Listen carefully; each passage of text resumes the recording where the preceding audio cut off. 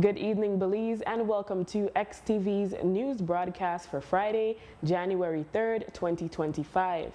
Making the headlines tonight, Compol on the ground in hopes of diffusing rising gang tension in Belize City. Due to weather conditions, respiratory infections are on the rise. And TPUDP strategizes on way forward amid strong rumors of early elections. We take our first break and return with the news in detail.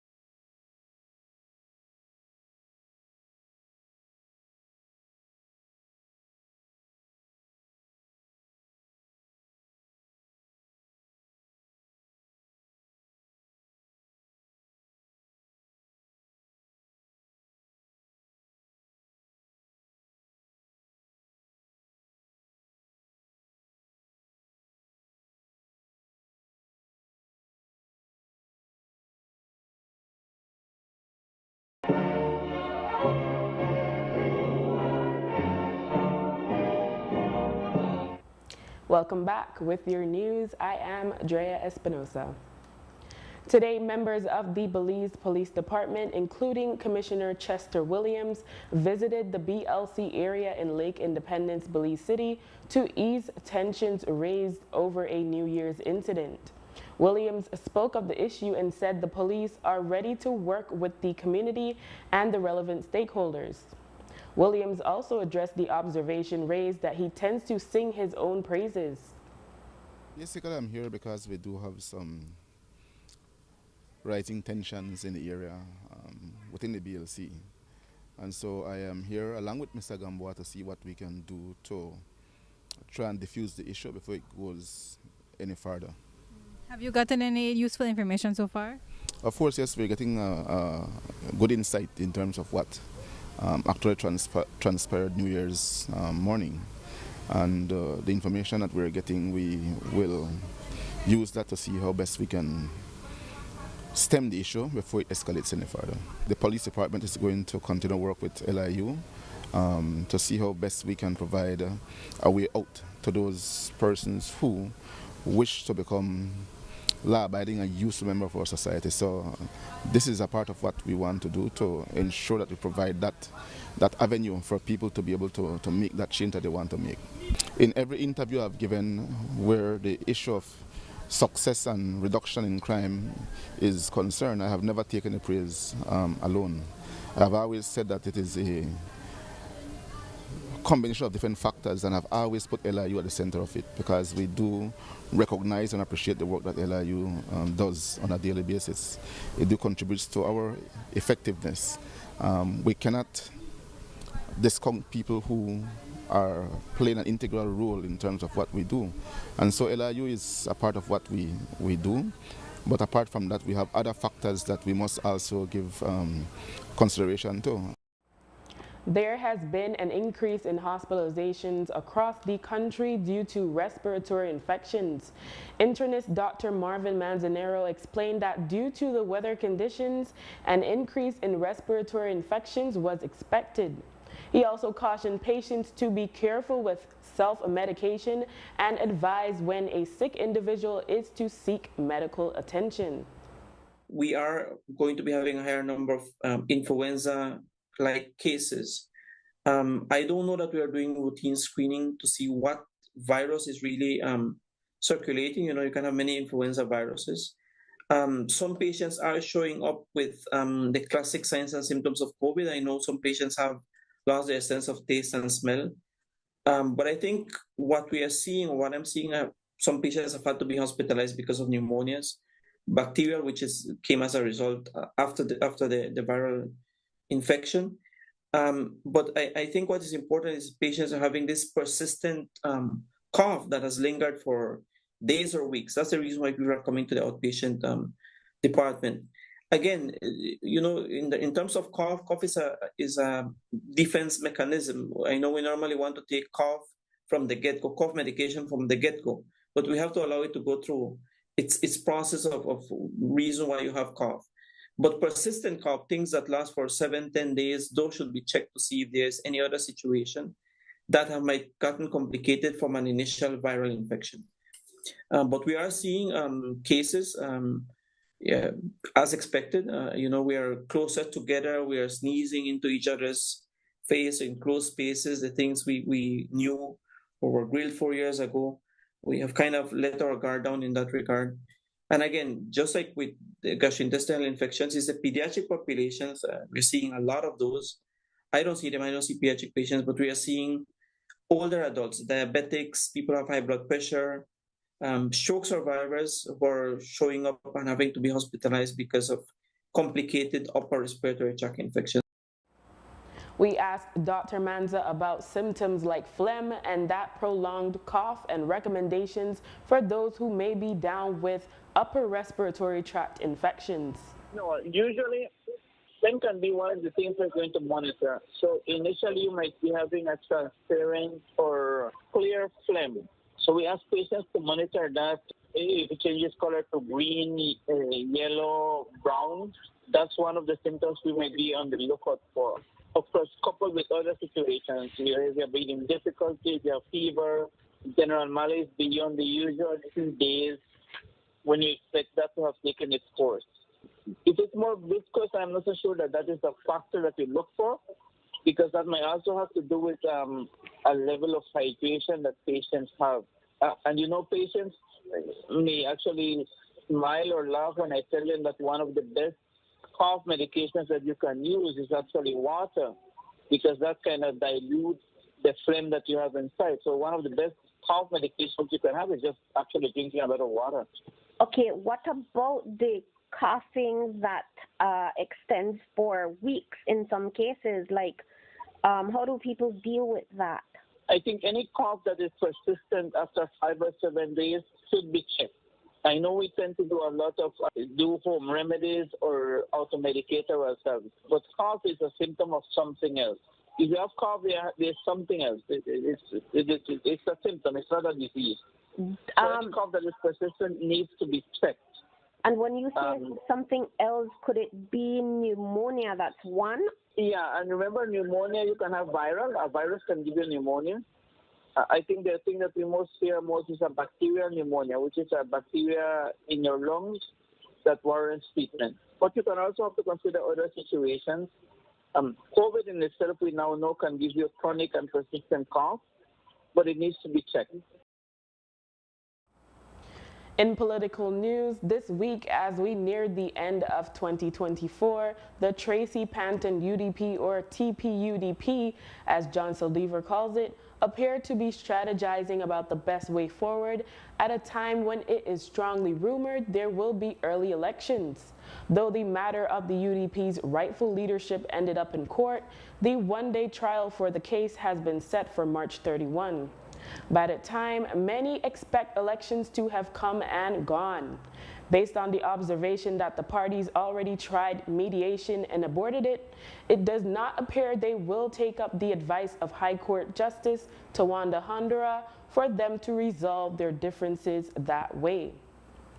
Saldivar on December 29th posted on his Facebook page that if the parties cannot agree on one leader without the court's intervention, then, quote, the UDP will go to the polls with two persons claiming to be leader, end quote. He therefore affirms that it will be the UDP members and supporters who will have to decide who the true UDP is. Saldivar subsequently states his view that the TPUDP should focus on fielding as many candidates to win and form the next government.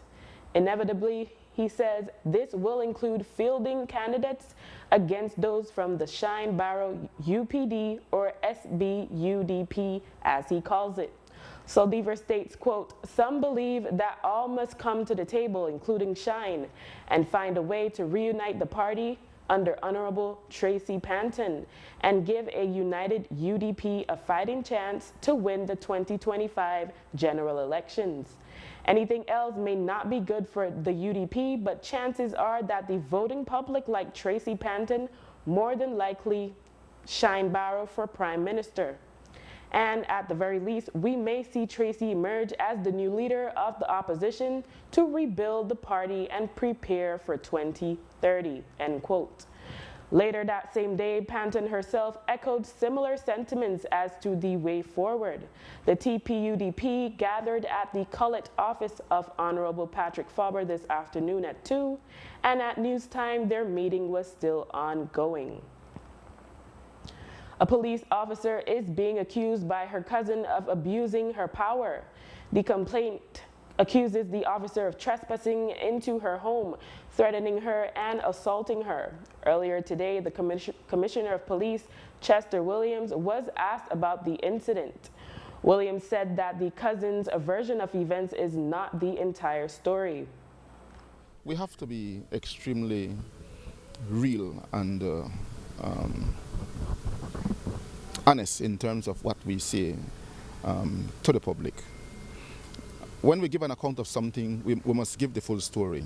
Obviously, there is an issue involving that family, and it would appear that what triggered the issue might have been something that took place at the, I think, Boxing Day horse race. We're following that event the son of Miss Domingo, the police officer, was burnt with hot water by the relative of the other lady who is complaining. And based on that, she went into the house to see who had thrown the hot water on her son. And whilst there was a scuffle and the lady got injured. The police, again, exercising reasonableness and fairness, we decided to look at the issue as a cross complaint. Cell phone footage circulating on social media shows a group of about 5 young men attempting to rob another young man of his bicycle. The incident occurred on Monday night in Belize City on the Philip Golson Highway in front of Friendship Restaurant. It played out even as traffic was flowing both ways on the highway. Based on the cell phone footage, it appears the assailants had already taken away the bicycle from their victim, but he fought back by grabbing one of the bicycles from the same young men while demanding that they return his one that was already being ridden away. Fortunately, motorists stopped to assist the young man. It is not known if the matter was reported to police. Some have remarked that this type of assault happens regularly in Belize City, whether in the daytime or at night. We share what was captured of how the incident played out.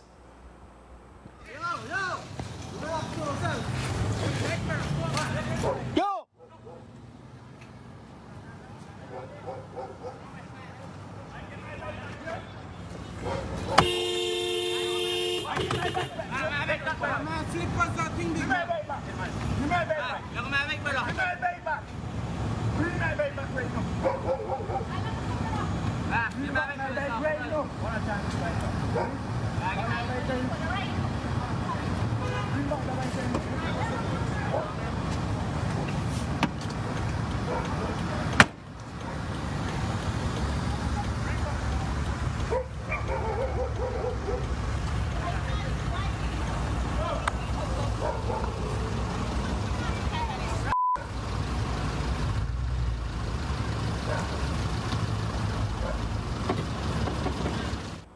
After the break, Compul says even murder is bailable. Stay with us.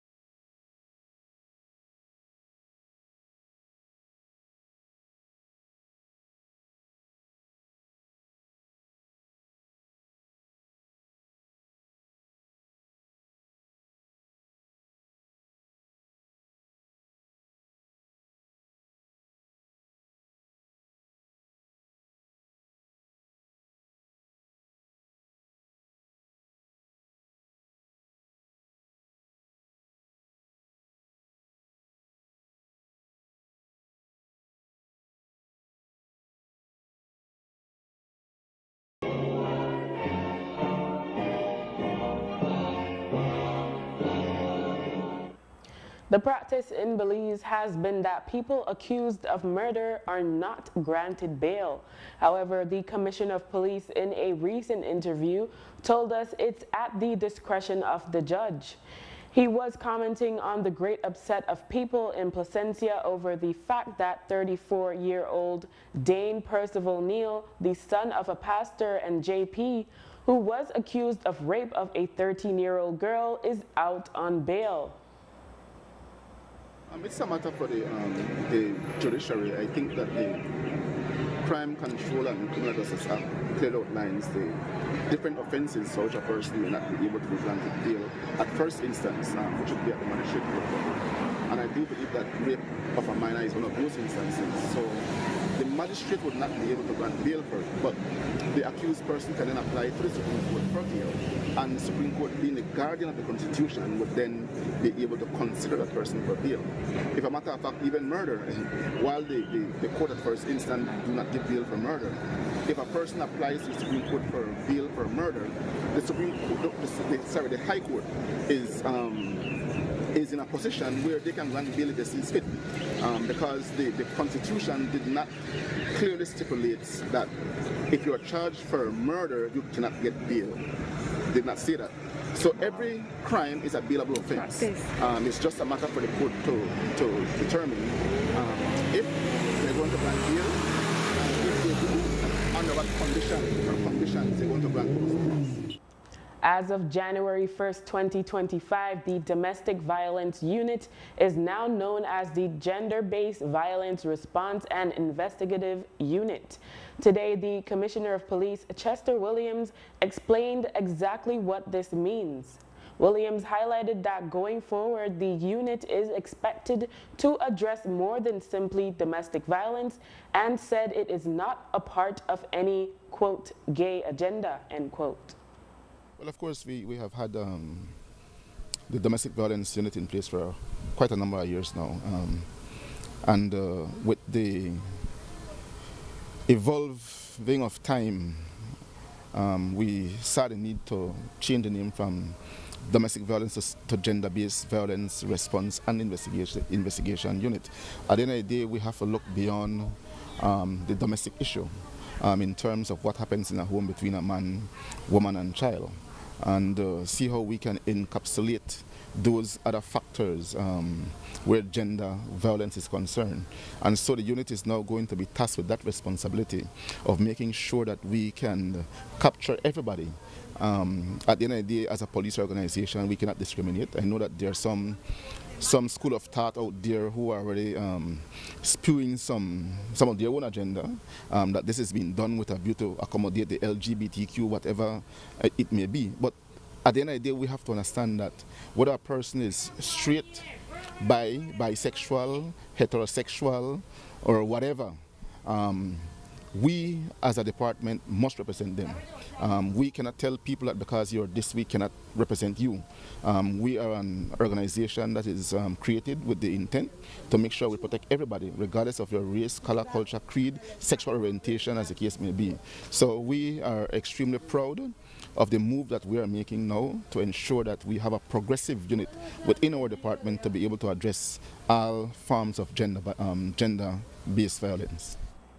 Williams also explained that with this name change will come additional training for police officers and more collaboration with stakeholders. Well, again, we have to look at training, extensive training. Again, with the change of focus or with the additional responsibility given to the unit now, there certainly is going to be a need for more training for the officers who work within the unit. And not just those officers, but every police officer, so they can understand the dynamism of gender-based violence. It cannot be that we give them certain responsibilities and we do not explain to them or give them something that will be able to help them to understand and properly respond to these issues. And so training is going to be essential, and Mr. Jones and Director Training, Ms. Usher, are going to work together to ensure that we get the right people on board to provide those trainings for us. Additionally, we have to look at also working with other organizations, human development, community rehab, even the LGBTQ communities. We have to look at them as well, so that we can get their input in terms of the training that we may need to sensitize our officers in terms of how to deal with issues involving them. Today, we asked internist Dr. Marvin Manzanero for a medical perspective on any potential harmful effects of dynamites and fireworks. We know that it makes for a very stressful time for parents of young children, the elderly, and pet owners, and for some, it can even trigger anxiety attacks. I think the concern is the noise, but unless it's a persistent exposure to that sound, and some of the smartwatches that you have actually measure the decibels around where you are. If it's not persistent, other than the transient situation where we are not comfortable with it, I don't know if there's any permanent damage that comes as a result, other than what you have described with anxiety attacks and those kinds of situations. But would you, like, how bad would an anxiety attack be for someone who tends to suffer from those as a result of these pop shots being burst for so many hours? Yeah, it can trigger anxiety attacks. It can trigger a certain kind of seizures in patients who are sensitive, for example. Yeah, it can lead to many other nervous situations. I know that patients who are very much pegged to their pets, for example, the dogs that suffer with them, they suffer in tandem with them. But as I said, permanently, I don't know. It can be just a trigger for an acute situation.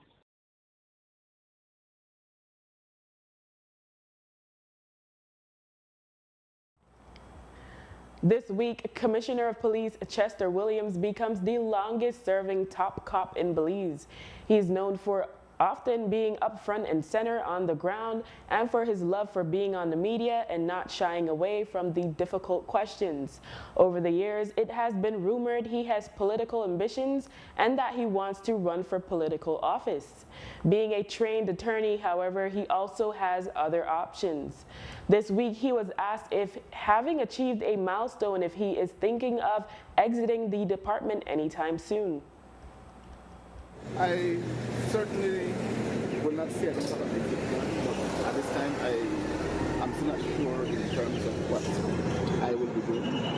If I will finish here 2025 as commissioner or I will leave before, I'm not sure yet.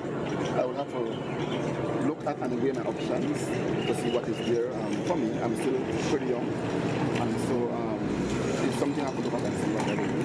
But until then, I continue to remain committed to my duties and responsibilities as Commissioner of Police, making sure I serve the needs and people to the best of my ability, and more importantly, to ensure the police do what needs to be done to keep our people safe and treat our citizenry with the utmost degree of respect.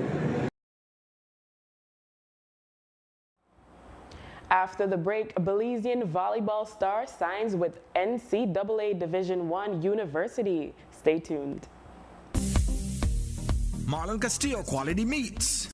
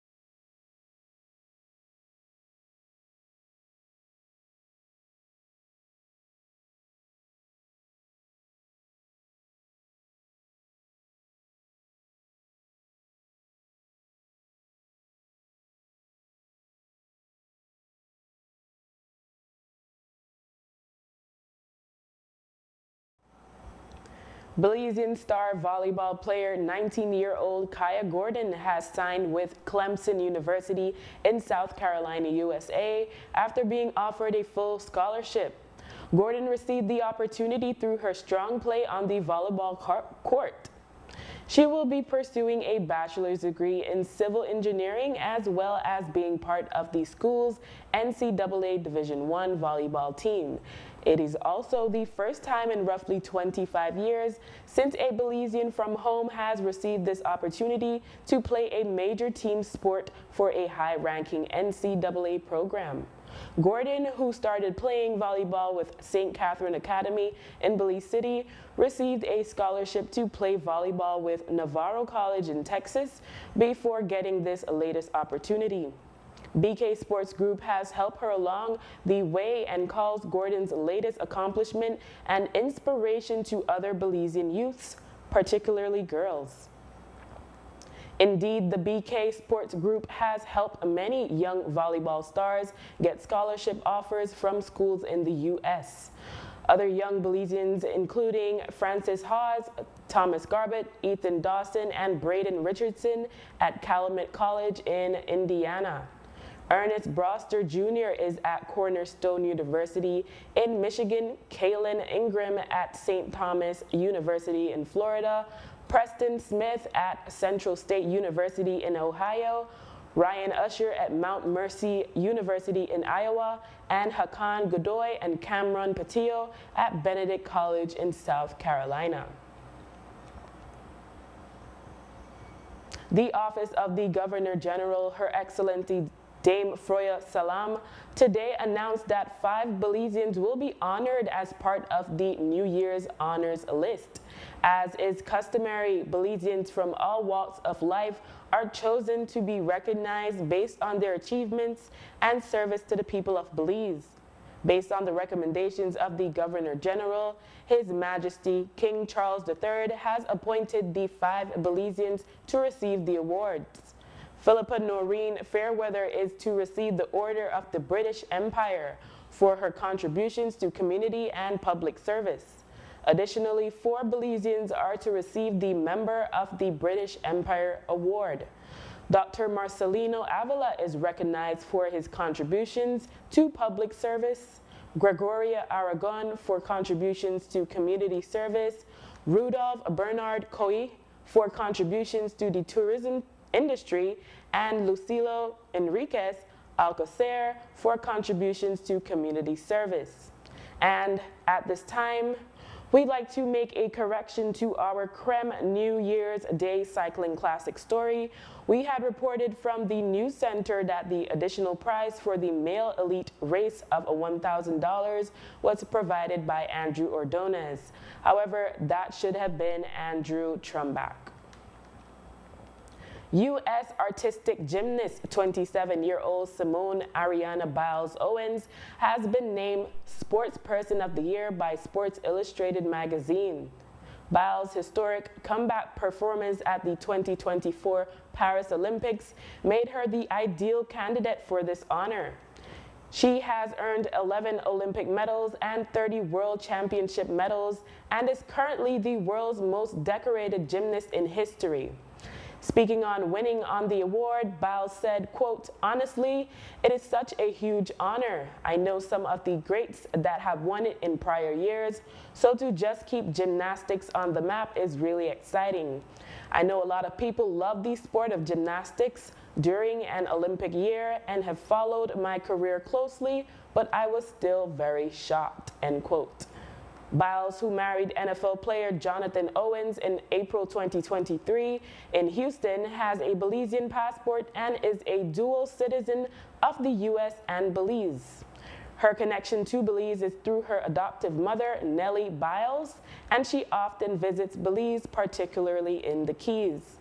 Biles often posts photos and videos on social media of her trips to the Jewel, including her bachelorette party in San Pedro and Burgers Key.